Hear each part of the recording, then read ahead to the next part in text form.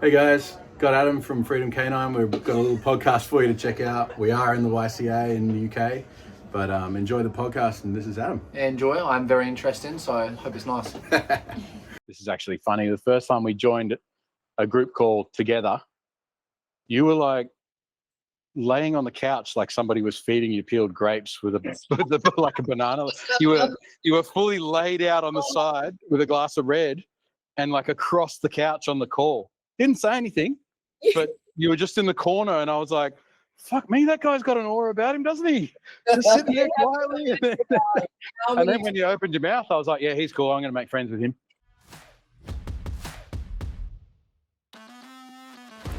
Oh, yo. Yo. How are you, gang? I love the new background. Oh, Your new set. Our new studio. It looks sick.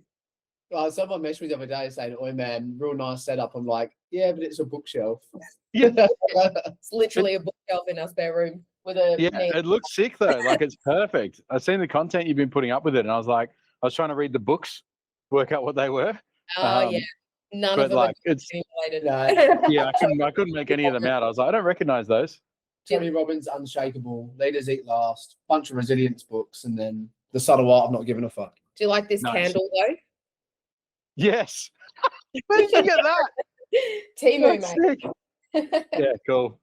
Yeah, Alyssa's joining us in a sec. Hi. Here she comes. Sorry. Hey. Lissy. Hello. Alyssa, have you met Adam Brodie? No. No. So this is Alyssa. She's my top trainer, I guess, or head trainer, whatever you want to call her. And Ads and that are from Freedom Canine, and they're doing the mentorship with us. But I thought they'd be a cool one to get on for a chat. So we're just going to chat. We'll ask you guys. I mean, why don't you guys start by telling us like who you are, what you do? Go on, Ad. So my name's Adam. This is my wife Brodie. We're part of Freedom Canine in Perth. Basically, Part of. well, we are We are Freedom Canine. We run a very tight business here in Perth. All we deal with is reactive and aggressive dogs. So we kind of started off dealing with all types of dogs initially, but now specifically stay in the realm of reactivity and aggression purely because I like it. The dickheads, essentially. Yeah, the dickheads of the dogs. Yeah. So I like it. I feel like we get really good results, and it's nice to see owners actually having their lives changed. Yeah, it's literally life changing. So It's got to be one of the most rewarding sort of fields to work in with dogs. Like puppies are fun and cute and all that sort of stuff, but people kind of don't really value the service, I guess. Like when you're really changing lives with that reactivity flip around, and the stuff I've seen you doing is like incredible. You've been getting some great results. the reason we were almost late is because Adam had a hectic consult from a person who's literally been suggested to her to euthanize a shepherd because they just can't deal with the reactivity. Just lots crazy stuff, man. And lots after of bad consult, advice. Yeah. Are you and you're taking it on? You're gonna go at it? Yeah, she's about like an hour and a half away from us. She's just had like a lot of bad advice, a fair few. Well, she's seen like 7 trainers, but she lives like in the country. So she's like shipped her dog off to Perth a few times. So like, I'm not going to name any names, but some No, don't do that. Real friends here. Some interesting companies who are very old school with throwing chains at dogs and stuff like that.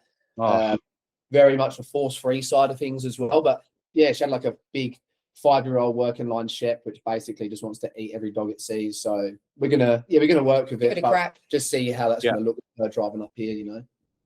Yeah. When you're taking on, because you guys do a package sort of thing, right? Like a couple of weeks sort of thing. If you're taking on a client like that, are you going to give yourself extra time for something like that, or are you leaving it a bit open-ended? Like, let's see how we like small goals, baby steps. Yeah, so there won't be no real time scale for it. It will just be like, hey, here are the boxes that you need to tick. Like, I don't want you putting pressure on yourself. Just like go learn to play with your dog. Go give it a good yes marker. Go have some good wins, and then once you've got a good standard, like let's catch up and let's start the program. But for her, I think it's more about her confidence because she's been cooked so much with other trainers that she just needs a bit of a confidence boost again. Yeah. Yeah, totally. Yeah, that sounds epic. That's a good plan.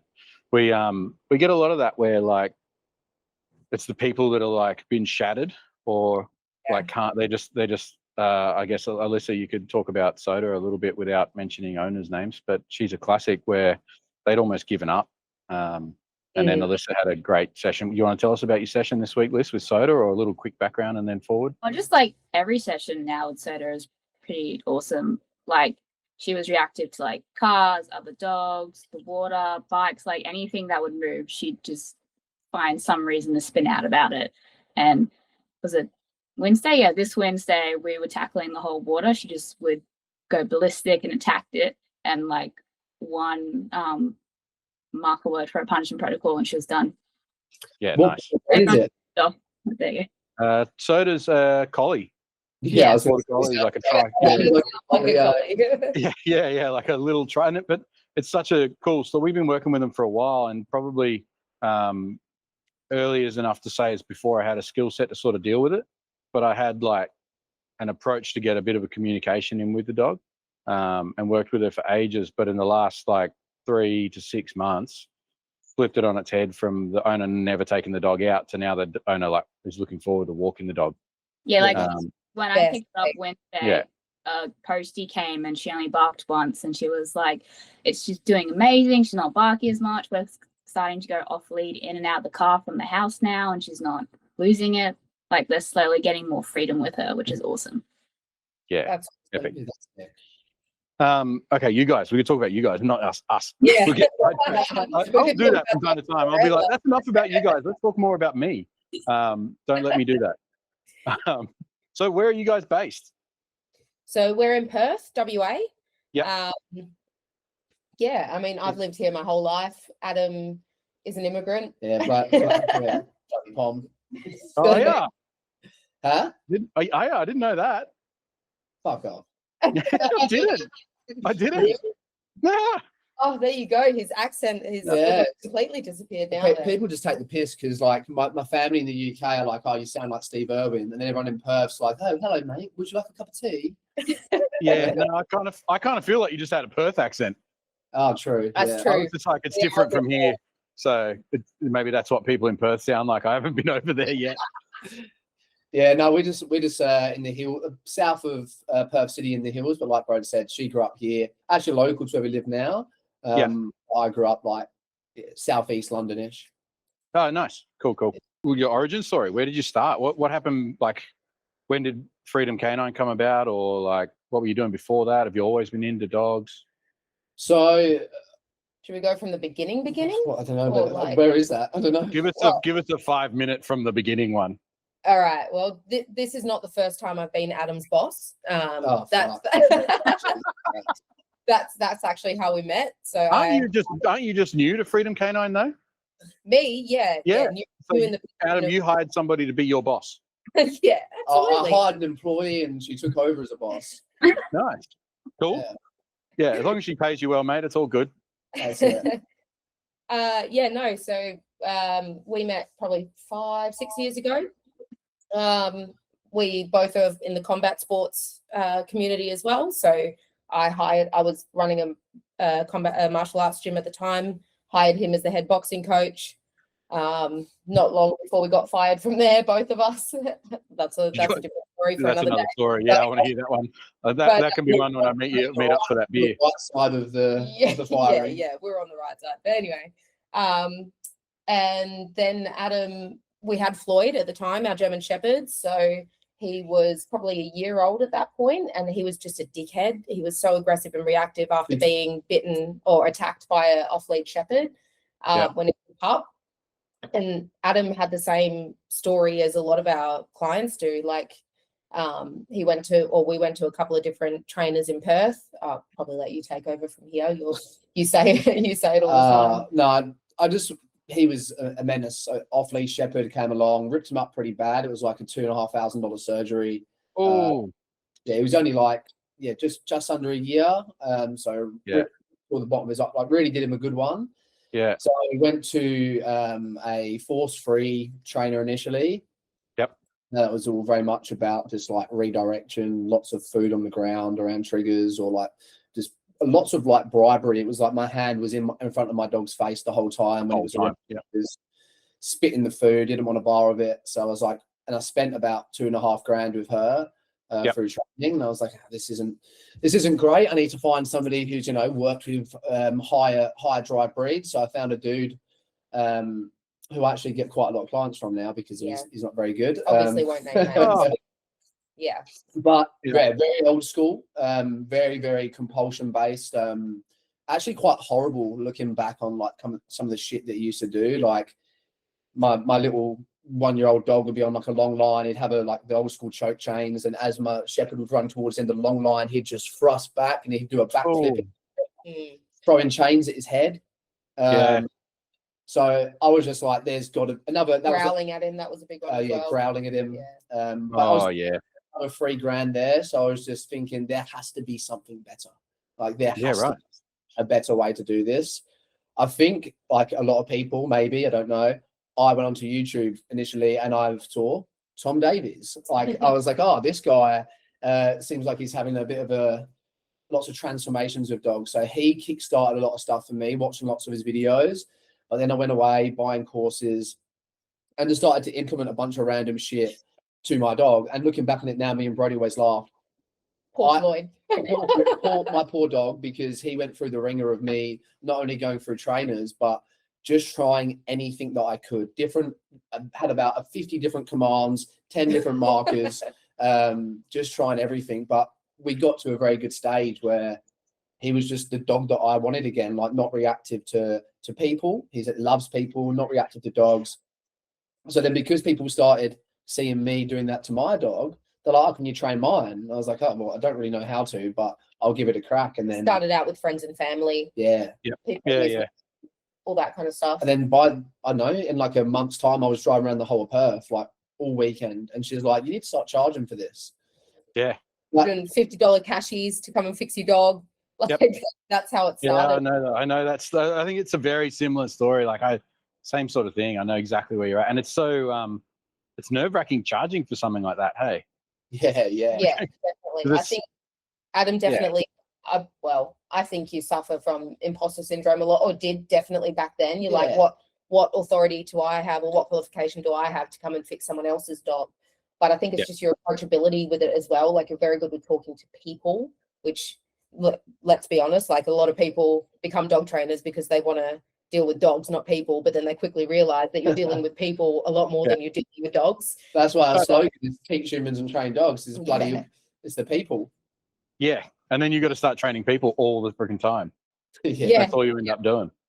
It was it's funny. You are very approachable, man. Like I remember Big J Man bigged you up when I started the program that we're doing. And he was like, oh, check out ads and see that. And then I think the first time we joined a group call together, you were like laying on the couch like somebody was feeding you peeled grapes with like a banana.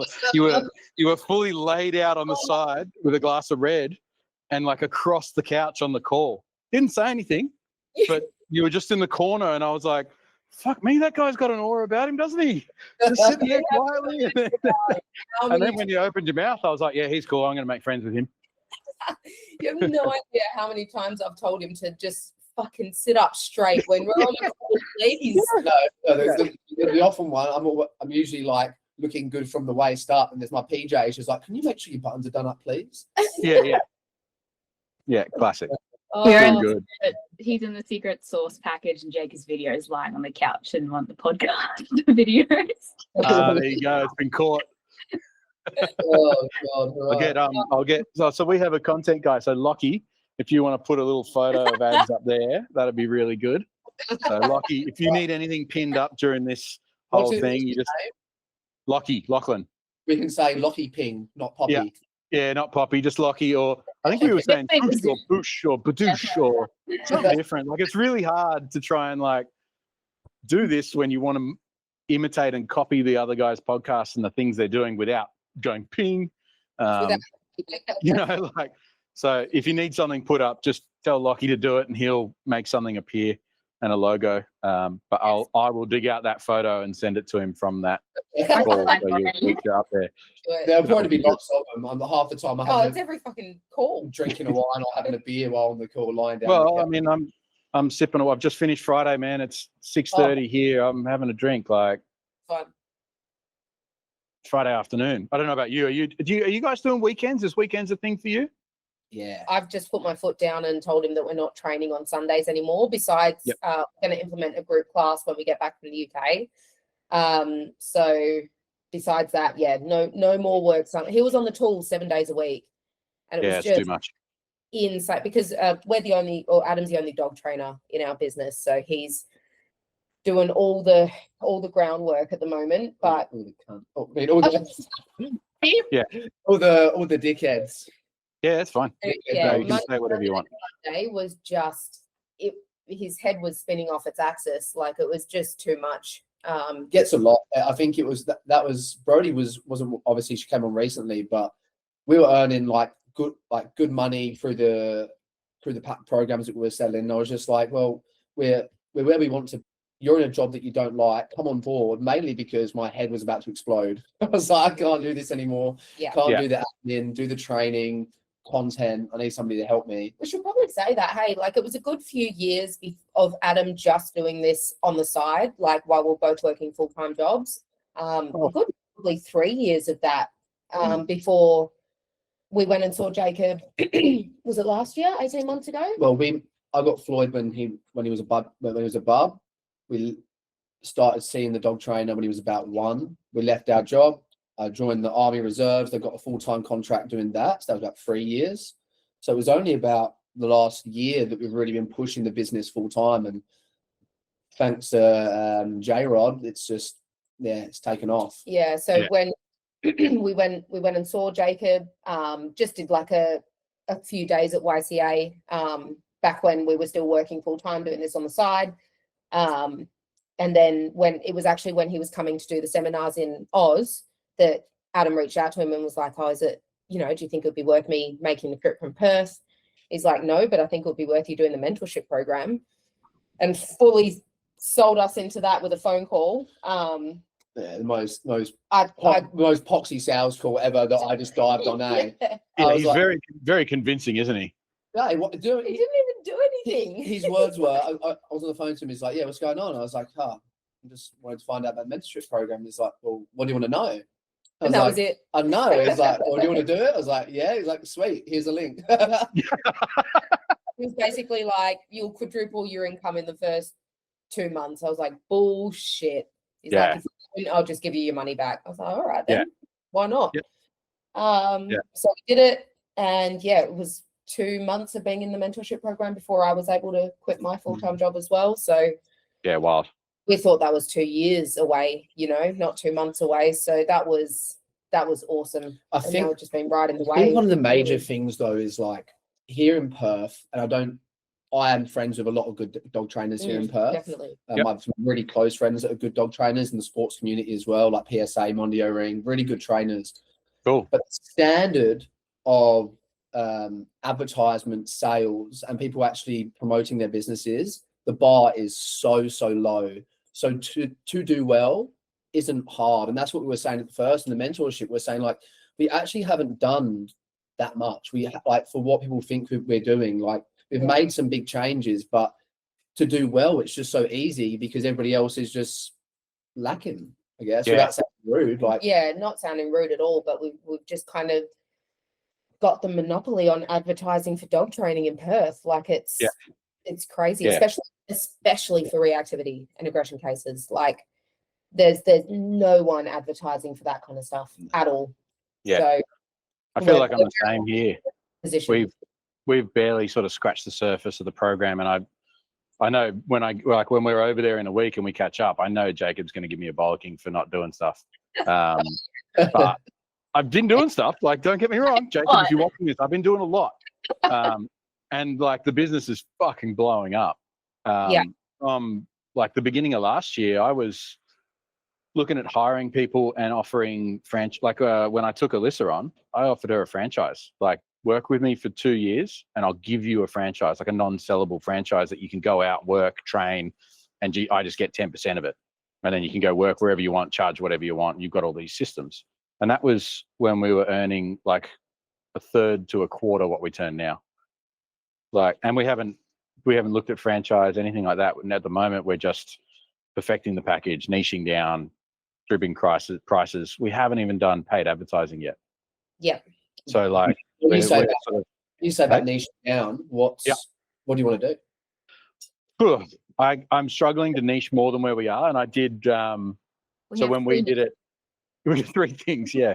So we got 3 services now, and Jacob said, "Be careful because it's like running 3 businesses." Yeah. But I don't know. Like, I'm not struggling with it because of my background, where I was running restaurants and catering and like 52 staff. Hospo like, background as well. Hey? Yeah, big hospo. 20 years in hospo. So since school, chef, bought my first space at 24, and then burned and turned 8 different venues. Like sold one at 30, cashed out, traveled the world for 2 years with a backpack.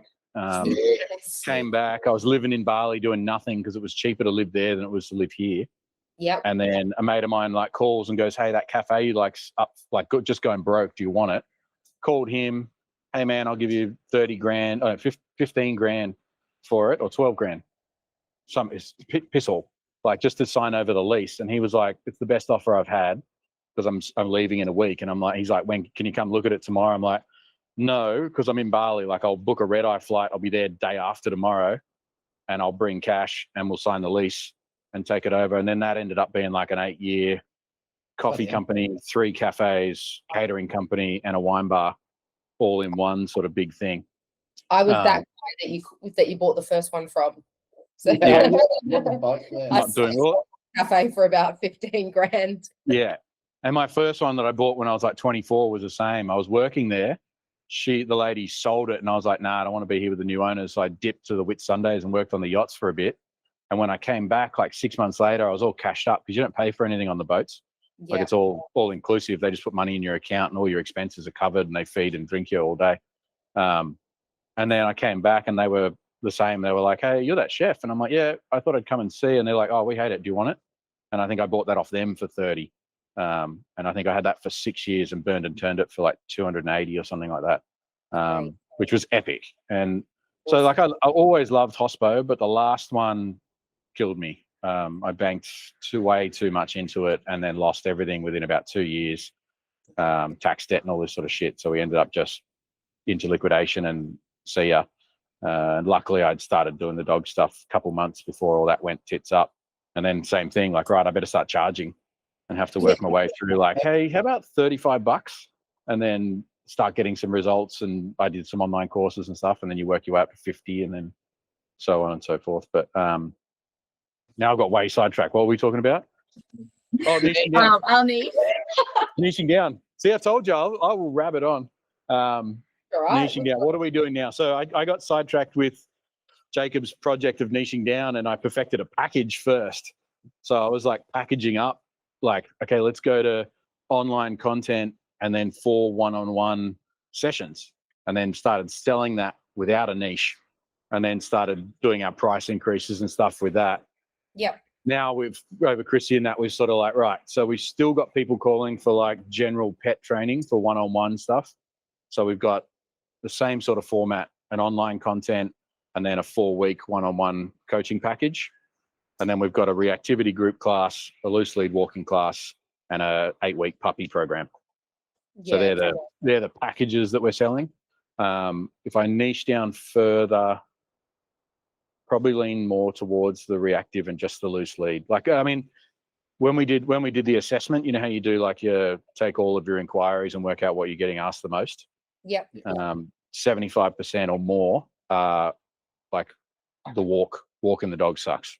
Yeah. And it's either a blend of not knowing how to loose lead walk a youngish dog or a reactive dog. And some, like, you know, you probably get these clients, you know, the ones that sugarcoat it, like, "I just want to learn to walk my dog again." They pull on the lead a bit and they don't listen when we're out. And then you get them on a call and they're like, "Yeah, so they like lunge and attack other dogs." Yeah. You're like, "Where was that in your description? That's not like loose lead walking. That's reactivity, man." Like they're like almost embarrassed to admit it, which is hard as well, and I get that. So yeah, like it's mainly the walk, I guess. That's the big sell. Like get your bond back and enjoy walking your dog again.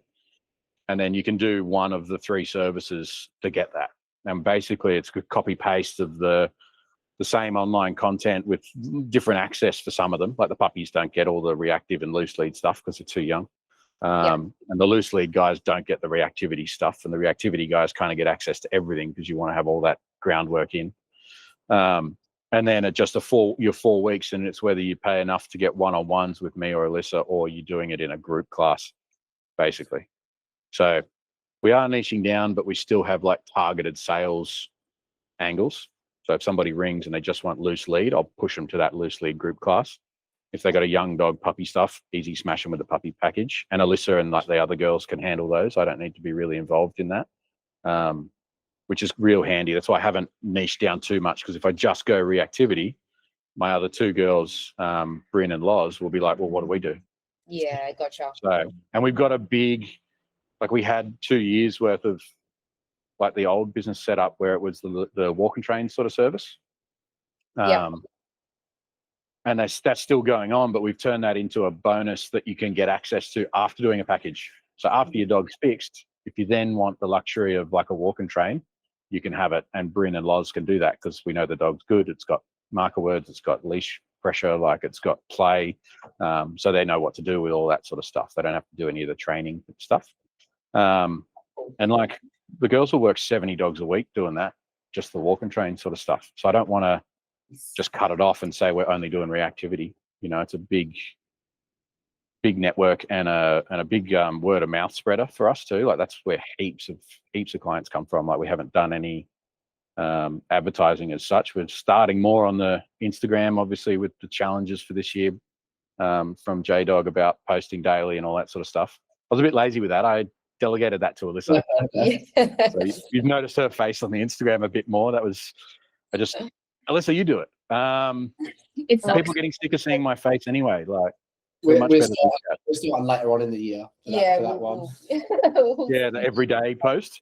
Yeah, not it's a lot, man. It sucks having to think of a new idea every day. Yeah. We're filming a bunch of content for an online platform, so we'll just cut loads of bits of that and then just get it in.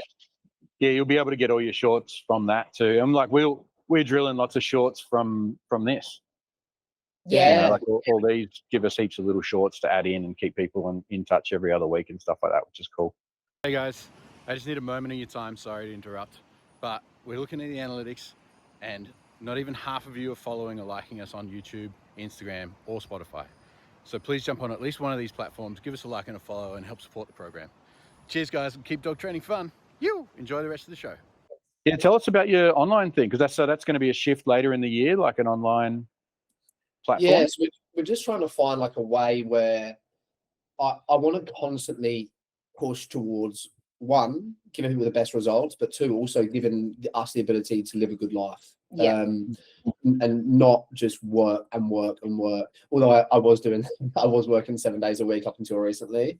But we're just thinking, how can we do that? And putting our time and our effort into a full online platform where reactive dog owners can get as good of a transformation as the in-person training through, similar to Jacob's TWI program, in a way where they are getting constant support, videos, full like half an hour, 45 minutes of me training dogs across all sessions, and then only offering like a boot camp style training. That's kind of the direction that we want to go in. Cool. So does that mean you're going to look at like facilities? Yes. We were going to, and then we put it on the back burner, and just literally as of last night, we started discussing it again. It seems to be the way it's got to go. Like, whether that's, I mean, the dream would be to buy another property with land and live there and have a facility on the land. But I don't know if you've seen property prices in Perth lately, but they are absolutely ridiculous. So not as bad as bloody Sydney. Yeah, I don't know if you know where I live, but it's stupid up here. Like to rent a single bed is like over 600 a week, and then a 2-bed will fetch you up nearly 900 a week. If you want 3 or 4 beds with a yard, it's $1,000 a week just for rent. If you want to buy, they're in the millions. Stupid, but I'm not gonna. I do reckon I live in one of the most beautiful parts of the world. Like we're right in the middle of private beaches and just heaven up here. Like it's super nice. I got to get you guys over, and you're in Sydney. You're coming up. we'll come and visit. Yeah, definitely. He's in like Compass Avalon area. He's in like the top niche of the beaches. Oh, sure, no. Yeah. It's nice. But yeah, so like I was looking at a facility. We were looking, weren't we? Yeah, where was that? That was mid to late last year. I found a Before Jacob. super rare. I found 5 acres vacant block, 25 minutes from here with like ocean views. Not that we need them, but it's a big bonus. Like it just means we can still, service this area, and there's good clients in this area. It's a affluent sort of area, and there's nothing sort of for what we were doing. We were looking at like a farm stay, board and train with training paddocks to do. So we're friends with a lot of trainers around here too. We were going to offer to like rent out paddocks to them for day classes and sessions, that sort of stuff, just to fill in the rent. But the rent, I think when we looked at it, do you remember how much it was, Alyssa? 12? Yeah, it was something stupidly cheap. 1,200 a week? Yeah. For 5 acres though, like, which is huge.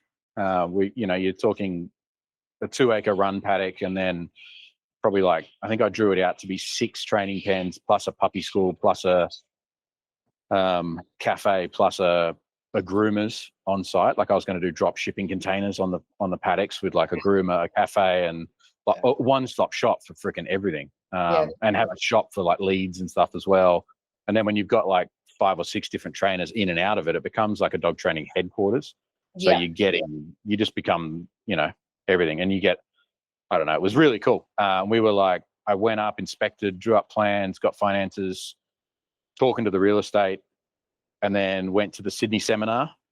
And then I think on the Saturday night, before we went back on the Sunday, I called the real estate. I was like, hey, I don't want it anymore. And they're like, what do you mean? I was like, I'm going to do something else. And I rang and then committed to Jacob's the thing. It was like, bugger. Anyway, so the funds went somewhere else. But it's been best thing to do because, like, like you say, like we've the funding that we do now is far above. We still manage. I'm really good at spending money. I don't know about you guys. Just because we're making more money doesn't mean we get paid, but I don't see the money. It just kind of. Don't worry about it. Yeah, it's the same. Yeah. I'll finish this call and I'll go pay the girls and cover all the other costs and stuff. But by the time there's so much people don't think about. It is a low outgoing industry, but when you've got a vehicle, the dog treats and all your equipment and stuff, and then the repairs on those, because you always need new stuff every 3 or 4 or 5 months. You're getting a new tug or a new lead or a new sleeve or a new flirt pole and stuff, and then insurance. Workers, I've got staff, so workers comp. And then obviously their insurance. What's the other one I'm always whinging about? Something else that sucks. Super. Oh my God, super. And wage tax. Super's horrible. It still makes me upset. Dude, the super's like over $3,000 a month. You're like, what the hell? Yeah.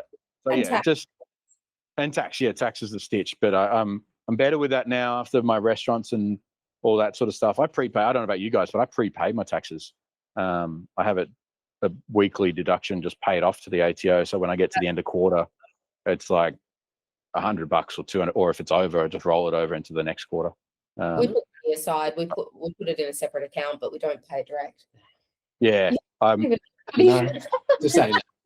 You'll see when we have a beer in the UK, I'm hopeless. I'm like, I'll buy a round, I'll get a drink, I'll buy a beer, and then I'm like, get home and I've had a great time, and I'm like, how did I spend $400? Like, like a round of margaritas here in Sydney is $100. You get 4 people for margaritas, $100 plus a tip or surcharge. Easy. And if you're out with 4 people, you're having way more than 4 margaritas. Like, I paid $10 for coffee in bloody Wolverhampton in June. Oh, I don't think I've ever paid 10. I'm nervous about the UK trip. I don't know about you guys. I've no idea. It's been 11 years since I've been over there, so I have no idea what we're going to be paying for stuff over there. This will be the 3rd time in 18 months that we've been back, and it's right. The stinger. Yeah. I just go to the corner shops and get a meal deal sorted. It's like, what is it? $10. It's like $10 for a meal deal. You just get a sandwich, a co-op or something. packet, from a co-op, a packet of crisps and a drink. Yeah, nice. I'll be down for that. We'll be cooking a bit of stuff because Alyssa's got some food allergies and things like that, and obviously I can cook. So we'll be limited to restaurants and things for Alyssa, but I'll be doing I'll cook you guys a meal. We've got a little Airbnb. You can come for dinner.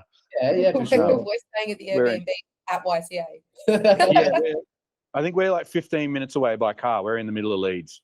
Oh, nice. 15, 20 minutes or something. I've got to organise car rental still. I'm just nervous to do that online because there was so many car rental things that come up, and I was like, they're all like pay now, and I'm like, I get scammed way too much to be comfortable just paying $600 for a car rental now.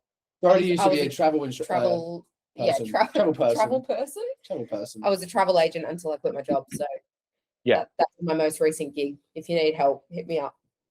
Well, yeah, we're good for 10%. Yeah, 10%. You got to make your cut, mate. Only car rental. If you can hook us up with car rental, that's all we need. I think everything else is sorted. But yeah. Okay, so back on topic. It was what the topic is. We can change topic completely. Alyssa, what do you want to talk about? Me?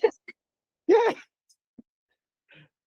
Or maybe an online platform. So like I think the big push for us to do that is we are getting a lot of like regional WA inquiries. Like this woman who inquired today, she's an hour and a half away. We've got a couple of people who travel that distance, but I don't know if you know much about the geography of WA, but we've got like Geraldton, Albany, like all of these places that are quite big towns, but way too far to be traveling, for 4-hour sessions in Perth. So trying to expand to be able to help those guys as well, essentially. Yeah, that's a big part of it. Like when I was starting out on my own too, like even where Alyssa lives, if Alyssa said, can you come around and do a house consult? I'd be like, no, you're too far away. And she only lives like 25 minutes away. Oh, Adam is actually... So we've just restructured. Adam was doing house calls for every session, and that was easily 4 hours. Yeah, I was driving 4 hours a day. A day. Because just travel time. So stretched out, right? It's so from top to bottom. It's just so far, and you can never plan it so that you're doing all the north ones and then all the south ones. It'll be like north, south, east, north. It's just crazy. So now we've just based ourselves at 2 reserves, 1 north, 1 south on different days. Just and they come to you. That's really cool. Yeah, that's kind of what we started with our group classes. They're always at the same spot and they come to us, which offers it to people further abroad, like people who are an hour away are coming down for the group class, which is cool. But yeah, building that structure, there was a big hole in that. I don't know what software you guys are using. I guess we can chat about that real quick. But there was a real hole in the market for that booking system that allocated travel time and destinations and like gave you a swift route. That used to take up like a day a week of me just planning my weekly route to go and service like 30 or 32 dogs a week. And I was real strict. I was like, I'm not traveling more than 10 minutes between a client. But we got real lucky. How far he traveled today between 2 clients. Well, this meant that new structure's coming in very soon. So yeah. How far was it from Greenfield to Dayton? Yeah, like an hour and a half. It's cool. Oh no. Yeah.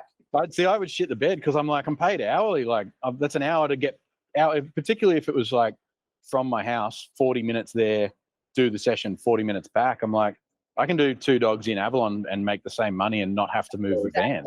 And that's what we're so on it now, is that we will be in one location, and that allows me to service like 3 or 4 more clients. And at the moment, we're so smoked with inquiries that I need that availability.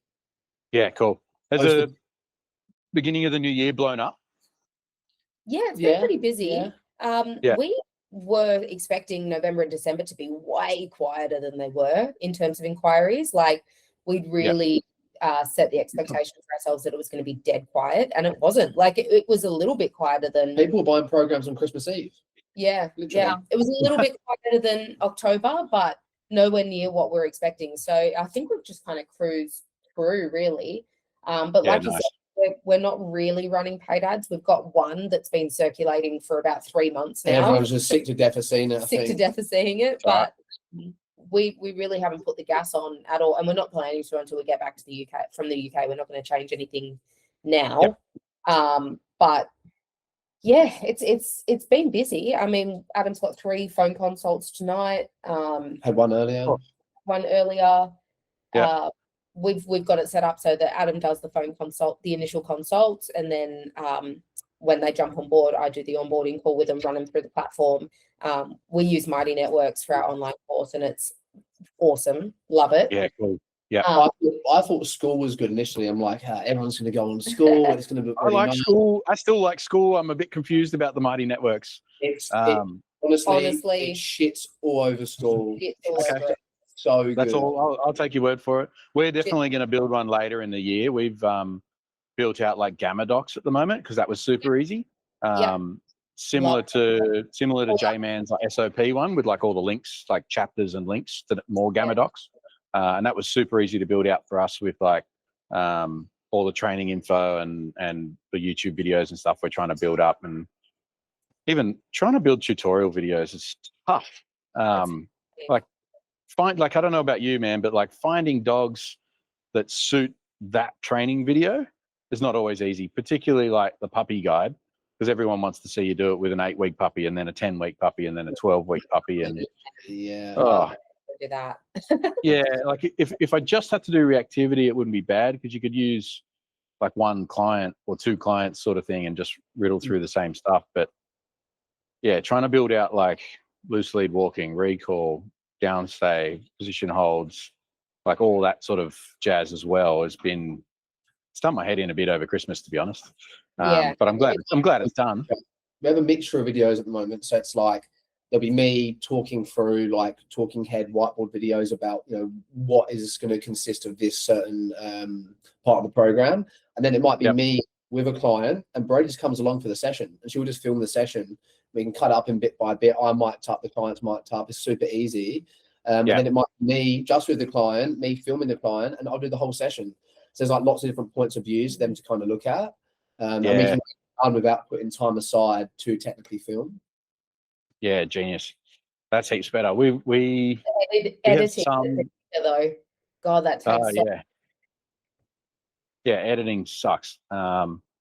I did all the editing for most of the YouTube stuff we have now, and then December I brought on a content guy, and then I think similar to you, I had a bunch of clients reach out in December but not commit to anything because they were like going into the Chrissy stuff, and then in the new year I've reached out to them and gotten pretty much just crickets back, which is a bit annoying because some of them are really, there was a really cool looking cane corso in there I wanted to work, and a Amstaff boxer cross that I really wanted to work because I've had real fun times with those 2 dogs in the past, but crickets from them. But then we've had like the most amount of inquiries this week since re-kicking off. We're stoked. That's awesome. I haven't done a post yet, but the reactivity group class is booked out. We'll start booking for the next one. Sorry, what does it look like? Yeah, so like if you have a reactive dog, how do they fit into a class? Do they have to go through a certain structure first? Yeah. So 2 to 3 weeks online first. And what I think I might start doing, which I've done this month because I haven't done much because we're going away, right? We're flying over with you guys, but I haven't booked much in for myself. So anybody that booked into the group class for reactivity, if they were close enough, like within 20 minutes, half an hour, and I'm out on the road that day, I've just dropped in to do like a social call. So like meet and greet. So if they're booked in for the reactivity and they tick all the boxes for what I need, sort of thing, or I think they're a good suit to it, which is basically just be reactive. I'll go out, meet them so they get a face-to-face, meet the dog so I know the dog, and I'm like, did you get the online content? How's it going? Give them a few tips, just mingle and make good. and I'm there for like half hour, sometimes an hour, just chit chat. Not like a training session. It's just like a meet and greet sort of assessment, social call. And it was a big clincher for people that were like interested in doing the course. They're like, oh, okay, so you'll be away and we'll meet you in January. I'm like, actually, I'm here next week. If you want to sign up tonight, I'll send you the online program, get started. I'll come see you next week. We'll have coffee, And they're like, oh, well, if you're going to do that, then sweet. And I'm like, cool. So that was the clenching sort of sales pitch for them. But yeah, they do a couple of weeks online, food drive, marker word, play, top 3 things. And then if they get through that, they have access to lead work and a downstay. Yep. And then they have documents and training videos on counter conditioning, environmental socialization, and introducing a no, I think. Am I missing any? I think it might be it. There's about 10 chapters they get access to. But the main ones I tell them to do before the course are marker word, play, and recall. How do they go with that generally? Pretty good. So then they'll get the weekly Zoom call with me on a Monday night, and they get put into a WhatsApp chat with everybody else in the group, so they can see us on Monday nights, and I nag them all, how you going, what have you been doing? And in the group chat every other day, I send like a voice note, hey guys, no one's chatting, no one's sending me videos, what's going on? You're wasting money. Like, you've paid me for this, send me something, I'm fucking bored. And they're like, oh yeah, I was out this morning, and it sort of gets the ball rolling. You got to push them, but I mean, that's what they're paying for, right? Like, and then yeah. If they can't show me a marker word from another room in the house, so like they're in one room and just yell yes and the dog doesn't come running, then I'll be like, you need this before you can come to the group class, otherwise it's not going to work. Right? We've implemented that with our programs as well. Like, we've got to the point now where it's like, you are wasting your time and money if you come to this session and your dog doesn't understand what yes means and they're not willing to take a reward. Yeah. Like, it's just going to be a waste of an hour. I used to waste hours upon hours a week talking about food motivation and a yes marker to people in their house. I'm just like, what am I doing? What the fuck? And then do it again the next week when they ask you back. Yeah. You get sick of it. That's why I started filming it. I was like, guys, there's a video for this. I don't really want to tell you about it. There's a video for it. There's actually like 4 videos for it. Watch them, practice it, call me, or join the free call with everybody else on Monday, and you've got this. Like, it's an easy one, particularly for the people that have like hungry dogs. I come from one this afternoon who had a Kelpie who was just starving. And I was like, we can train a marker word in the next 5 minutes if you want. And then you could like not learn it, but like we can train it, and then you can perfect it over the next few days. But I guarantee your dog will recognize a yes in the next few minutes. Like, his dog was obsessed with food. You get the ones that do you get the ones that say that their dog's not food motivated, but they have food out for grazing all day long and their dog's really fat? Yeah. Yeah, 100%. 100%. My latest inquiries, it was, my dog's not food motivated, and I said, can I ask you just a question? It was a golden retriever. I was like, is it a little bit porky? Is it a little bit fat? And she's like, maybe. And then Brodie's there going on social media trying to find the person, and she pulls the dog up, and the dog's like, yeah, unit. Yeah. I like when they say, oh, the vet, we just went to the vet the other week and the vet said she's fine. And I'm like, you got a Labrador that's 43 kilos. She's not fucking fine. Yeah. I get people that come to me and say, oh, my shepherd's really either 55, 60 kilo German shepherd. And I'm like, so you have a fat German shepherd? Yeah. No, he's big bone. People hate lazy. Oh, I wonder why. Because he can't actually walk under all that weight. Yeah. I have to always sort of explain to people, like, I'm not one to fat shame. I'm a big round guy, but like, your dog's a bit round. Your dog's a bit round. Always gets a good giggle, but like, you fat shame my dog a lot. Lexi, she's a little bit, she's better now. It's so hard. I don't have complete control over her diet. And the culprit is my mother. I know who's eating. So you end up with that like wife and husband combos where like the husband's like, yep, on board, on it, starve her, like, let's get the food drive going, blah, and the wife's fucking sneaking bowls of food and stuff. You know, funny story. I was training this, well, I inquired with this client, right? And she's like, we are desperate to get our miniature schnauzer stop being reactive. And I was like, yeah, awesome. Sounds like a cool dog. Let's do it. There was 2 daughters, about 19, 20, living in at home with them. And then there was the husband. They were all keen. And I saw them and I said, have you been doing your homework? They're like, yeah, I promise. Food motivation, a yes marker. this seems really weird. Like, what's going on? Turns out, even after the first session and the second session, the dad or the father, or the husband, who was not keen on the training to begin with, was feeding the dogs in secret. So behind their back was putting a bowl down and feeding them while they're trying to do the training. Yeah, So I mean, it's normally the guy who folds and wants to feed the dog. Yeah, I've got one. Like getting the whole family on side is always tough. I got one real nice guy in Monavale, Ant. Hopefully you're watching. About to start working with him again, and he's busting his balls to get progress out of his dogs, and he's getting it. It's not super fast, but he's getting it, and he's loving the little wins and stuff.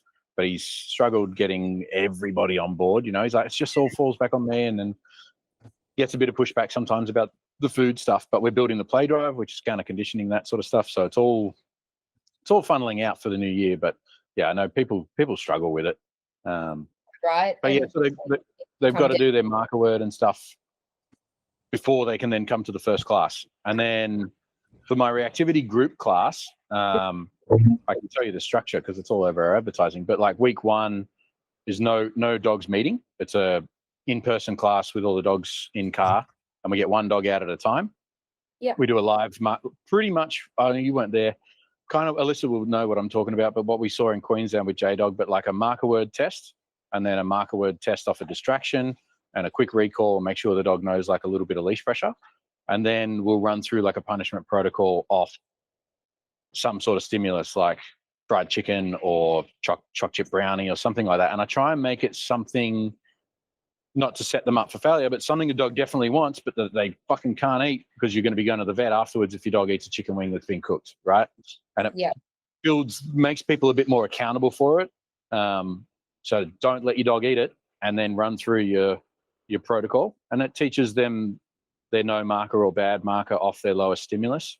And then everybody watches everybody go through it, so they're all back to back, and I'm up there holding hands with them, making sure they're getting it right. And then week 2, stooge dog, same process. We check the marker word, check a recall, make sure they got a bit of play.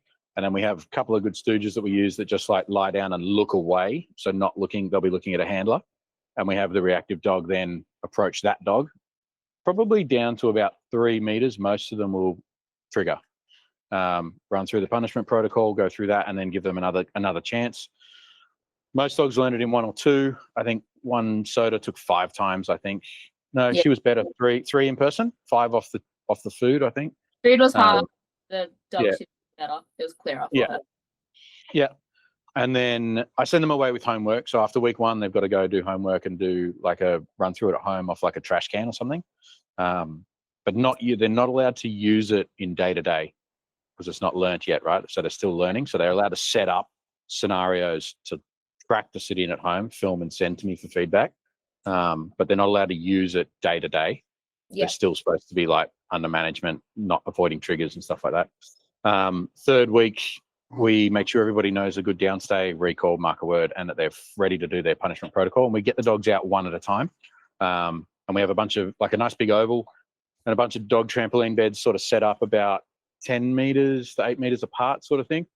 And we'll have, if there's 10 or 8 in the group, we have half of them go on the beds and half of them move around. People on the beds are doing their downstay counter conditioning marker word work. So this is when they can like combine all of the skills together now. So when they're learning the punishment protocol, we don't mix anything. It's just one trained individually and then punishment by itself.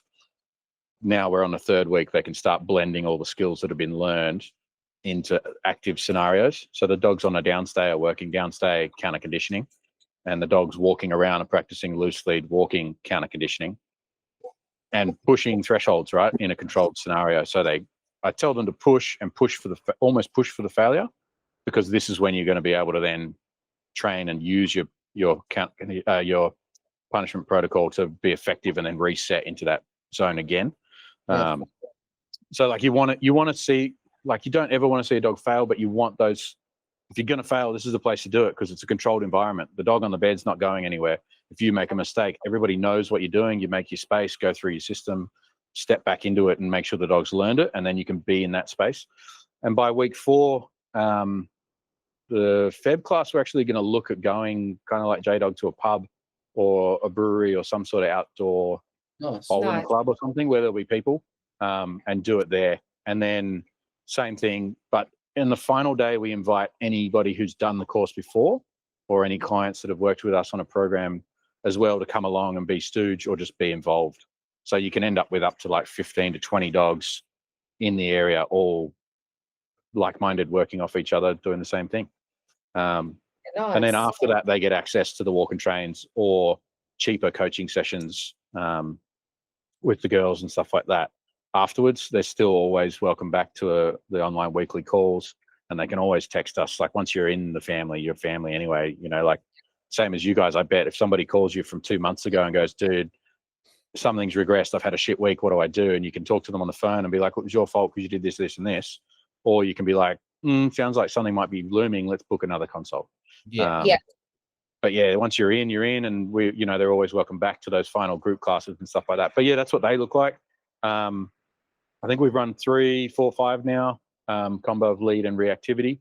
So this will be the 6th and 8th, sort of 6 to 8 groups going through next month when we get back. So they've all onboarded this week and paid up, got their online content. Their first call's on Monday, and then we'll like communicate with them while we're with you guys in the UK, and then we come back Feb, and then the first Sunday is the first group session.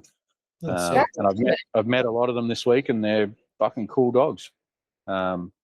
Some real pain, like a couple that were like ready to give the dogs up and like, we're going to rehome him if you can't help us, or like, can you come and tell me if I should rehome this dog?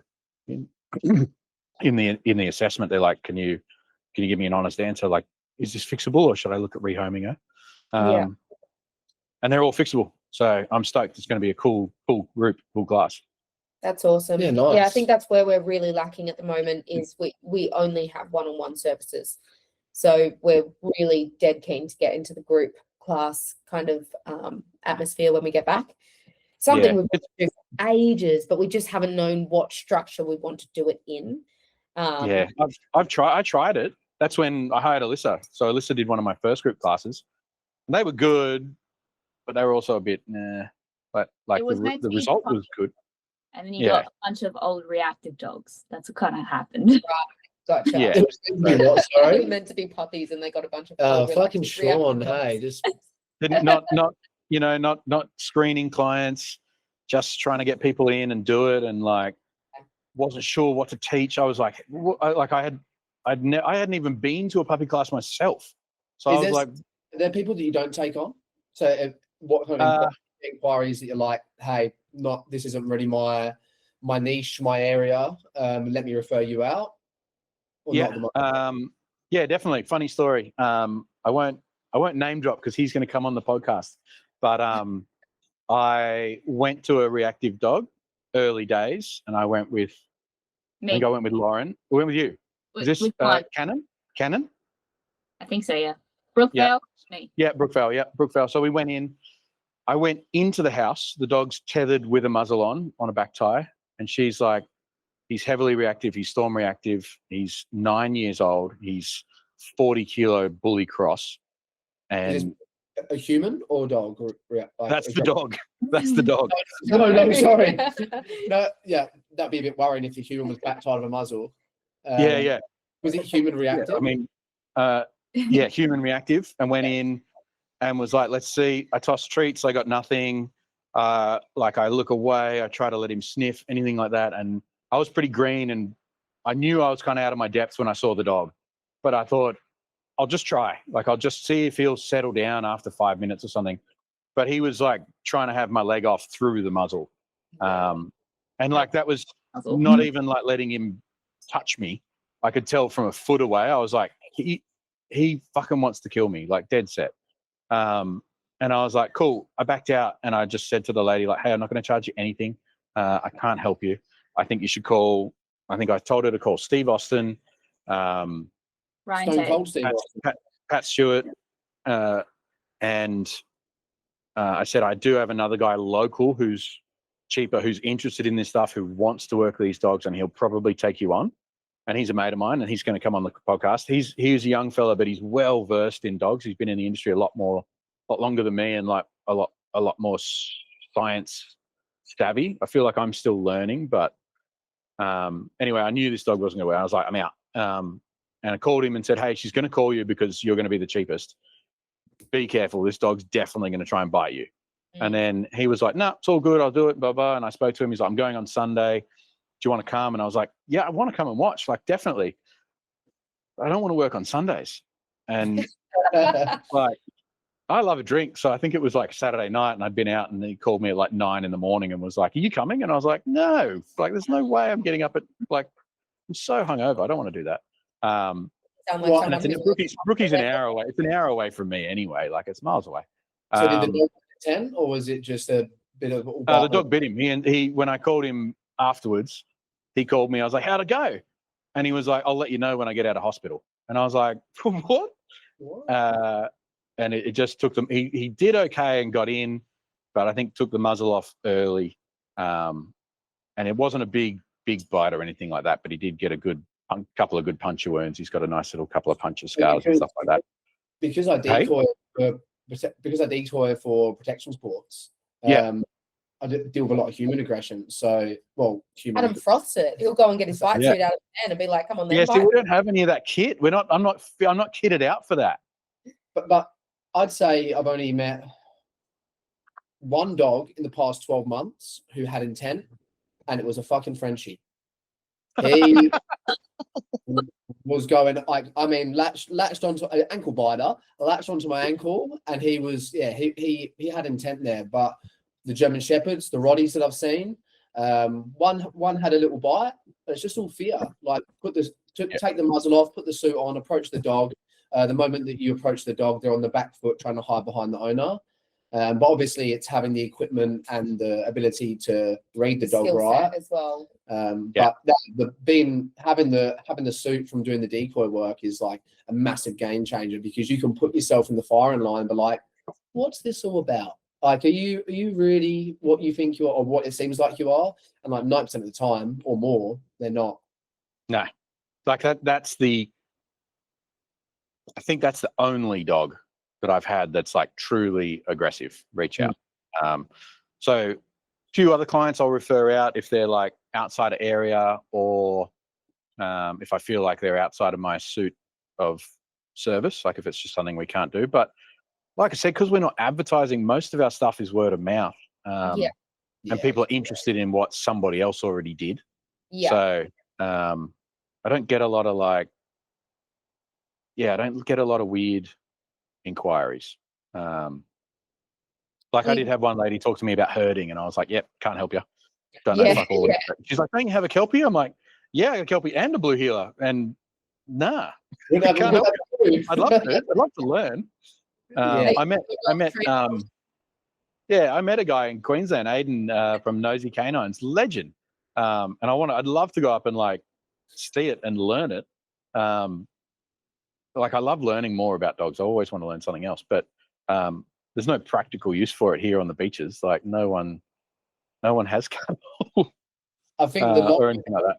I'm in this industry, the less and less I give a fuck about what my dogs do. I'm like, do as I say, not as I do, because put the dogs on the bed, they'll just get off halfway through. Like they'll come back to me, they won't pull me, they won't react, they'll hold it down. And apart from that, I'm like, do what you want. Yeah, I had a big fallout with Wally, my blue heeler, late last year because he just stopped coming back with his recall. And I was like, whoa, that's not good. Right, you're back on. And I've been grilling him just on that. And it's just bang on again now. So now that that's good, I'm like, cool, run off and just off lead and run around and go and enjoy yourself because I know you'll come back. And like, you can't use e-collars, is that right? No. You can't use them, but people may or may not use them. Yeah, 100%. Yeah. So I'm going to ask you about that in the UK. I'm going to ask Jacob a lot about it over there and do a lot. And obviously we have access to all that online training. I haven't watched it because I don't use them. Have you ever used them? No, I've never. I've never even touched one. You've never felt one? No, you can't get them. You don't have them. We'll I was going to say we'll bring ours, but Jacob's going to have a million. Yeah, they'll have all that over there, I'm sure. And I don't know about you guys. We're going to go down and see Simon as well, Moody.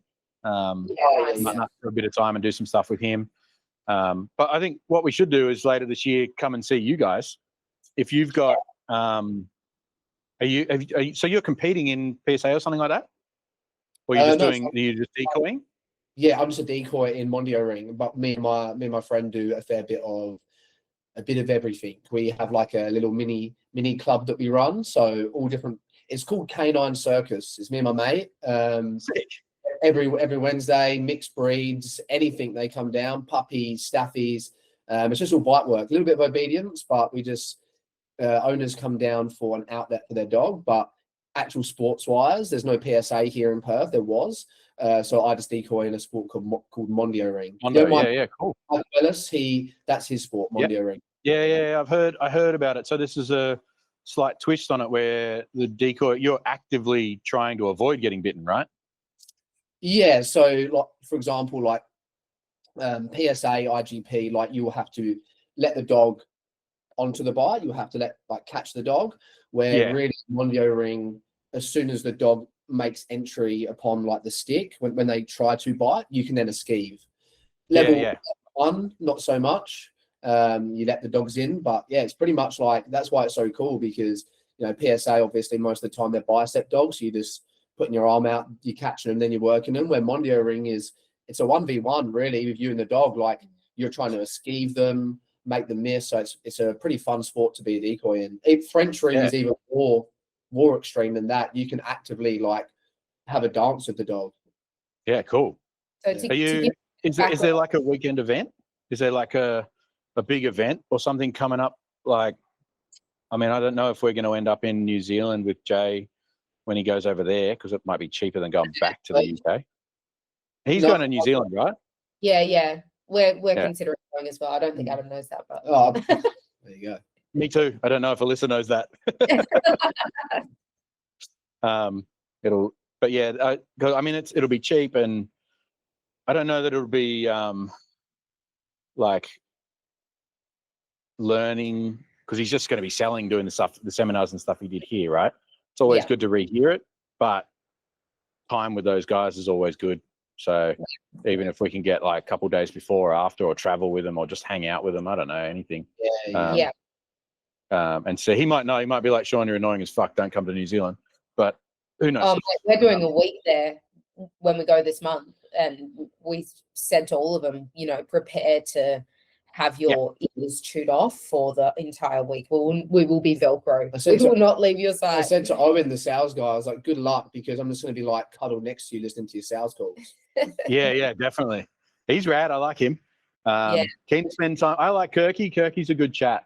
I got to have some good chats with Kirk in Queensland when he was up there for a bit. And the Mutt Nut. I like the Mutt Nut. And I mean, J-Dog's cool, but I think he's going to be busy.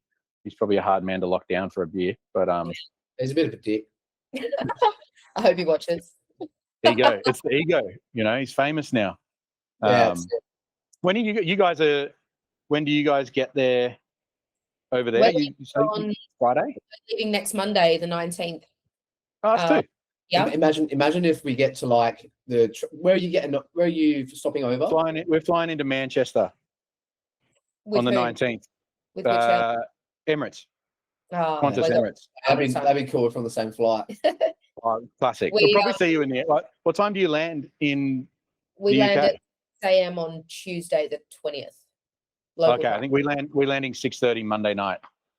Yeah. So we're leaving. We got the 6 o'clock out of Sydney Monday morning. Land there 6:30 Monday night. Yeah. But then we've got like No, we're going to shoot up to Durham. My nan's up in Durham, Nice. which is about 2.5 or 3. Yeah, up north. So shoot up and spend 2 nights with them and see. I've got an uncle and stuff up there as well who are all like, "You're coming," because I haven't been over there for 11 years. So crack a few beers, probably let Alyssa recover from jet lag. Am I hiding from your family? You what? Am I hiding from your family? No. Have You you get in been the bed? I'm on the couch. You should be happy. Okay. Have you been to the UK, Alyssa? No, this is like my In the summer, the jet. Would you say it's your first time I travel like this in general. I haven't like left the country since I was 14. Oh wow, that's awesome. That's so cool. Yeah, in the summertime in the UK, like it's really fucked for jet lag because you'll get there and you're dying about like 5 o'clock trying to stay awake, but it's completely light until like about 10 o'clock. Yeah. Oh wow. But yeah, no, it would be. so we're filming on the 19th, and then Adam's going to do some bike work for a few days. Cool. Down in Wolverhampton. Yeah.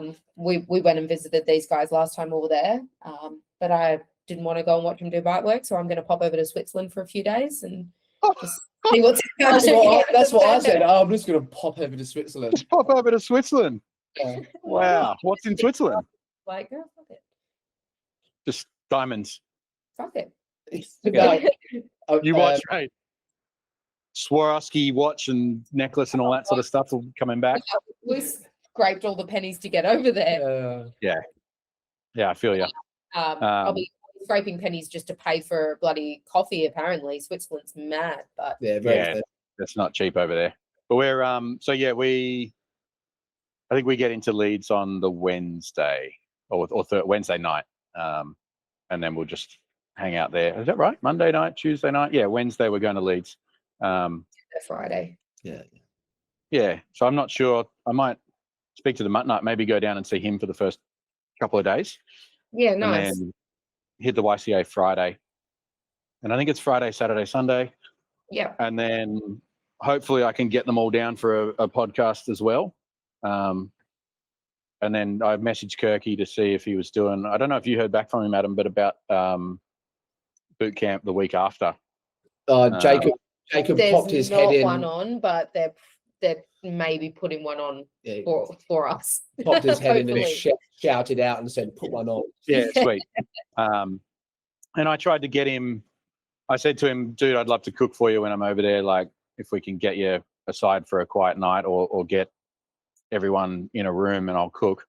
And he asked if I'd cook on the Saturday night for everyone, and I was like, "How many people?" He goes, "Like 30," and I'm like, "I can, 100%, I can. Like, I can do that, but it would probably take me half the day. You know, like I'd be out in the morning buying ingredients and prepping and slow cooking stuff and getting a pork belly ready and all that. So I'd miss out on the whole seminar for Saturday, and I don't really want to do that. But if you want me to cook during the week, happy to.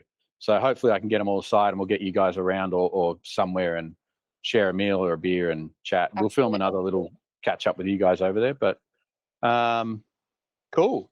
So to finish, is there a Mondo event later this year that we can come to where there's like a weekend and we can watch you get bitten by dogs, cook dinner, and hang out for a day? Yeah, later this year. Oh yeah, we'll have definitely have events this year for sure. There'll probably be like two. Nothing's been announced yet. 2 to 3 trials this year. We've got a lot of dogs going for the level 3s, so yeah, for sure. Like I said, it's a little bit different. I don't know if you watch much Mondio Ring, but it's a little bit different to PSA. It's not so much shouting and smashing the dog, but it's I'd say it's a little bit more elegant. Yeah. Well, there's bugger all dog sports on the beaches here. Like there's one agility club that I know of. There's one big club in Sydney, hey, and then you've got Pat for PSA. Yeah, that's about it. I know the girl. I know Six Day Play. Do you know the girls from Six Day? Yeah, I think so. They were out at the event we went to. And what's the other one? What's not PSA? What's the other GSR? GSR. Is it? What's the other one, Alyssa? Help me. I don't know. It's definitely G something. Callum raves on about it. Yeah, Callum's one. Yes. I'm pretty sure a guy from Toa, Cole, he's quite into that. Yeah, something like that. But they're like literally they're an hour and a half away from here, like just to go to the club. And they're like, yeah, we meet every Saturday. I'm like, mate, I'm not like I work dogs all week and I love my dogs so much. Don't get me wrong, but I'm not driving 3 hours every Saturday when they can just run around here and go for a swim at the beach. Like they love that shit. They don't need to bite people. They can bite me. Yeah. But yeah, cool. All right. So we're going to come out to, that's it. Decided. We're coming to Perth. Yeah. We're coming to Perth before? No, never. That's why I want to come. Oh, beauty. Make sure it's the summer then. Yeah. Summer? Over in the summer. Yeah, absolutely. We're biased. It's it for sure. You'll be like, fuck off, Sydney does, but WA has the best features in the world. Probably. I think that's just a key. Yeah. Love to see it. I might even look at doing a shark dive or something out there. Yeah. And Just to Margaret scare the shit River, out of me. you like your beer, hey? Oh yeah. Margaret River is incredible. Breweries are brilliant. Southwest of Perth is amazing. Oh, I don't know why my camera's just turned off, but it's obviously a sign that we've got to. There we go. Oh, it's died. Got the other one. All right, it's a sign we've got to wrap it up, guys. But yeah, all right, let's make a plan. Maybe we'll fly out there this year, see you guys, and then maybe next year we'll be financially set up enough. I would love to drive across this country. That would be sick. That might be my 2027 goal. That was maybe a conversation for the next one, but me and Brodie have always talked about online, renting the house out, travel Australia, training dogs. Yep. Paid ads targeted to each place that we're going, being like, we're going to be here for this amount of time. Let's do some boot camps. Yep. What a dream. I bought a rooftop tent for my van, got the dog crates in it, put the electrics in, got a shower, got a fridge, got it all set, and then ripped it all out and gave it to my mate because I did this. I might come back to that mobile because we were building that mobile franchise sort of model, but we're not anymore, or not at the moment. Anyway, that's good, man. I'm stoked for the chat, guys, and really keen to see you over in the UK and have friends over there. So thank you very much for coming on. We'll have to celebrate. Wait, will you guys be there on the 26th? Yes. Yep. Oh, we'll have to celebrate. Come back on the, yeah, totally. We come back on the 30th. And then we get back on the 31st. Yeah, so we're there till the 30th. Nice. Sick. Cool. Oh, we'll have to, crack a beer. Oh, definitely. Maybe a little private 2-up game somewhere. We can show the boys how to play 2-up. Sure. Yeah. Love it. All right, guys. Peace. Thanks For coming on. Take it easy. Nice to meet you. Bye. Bye. See ya. Hope you guys enjoyed that. I was a bit of a knob and I didn't let Adam have a plug at the end. So Adam, tell us where everyone can find you. You can just follow us on Instagram or Facebook at Freedom Canine, and our website's the same, freedomcanine.com.au. Sweet. Thanks for watching, guys. Stay out.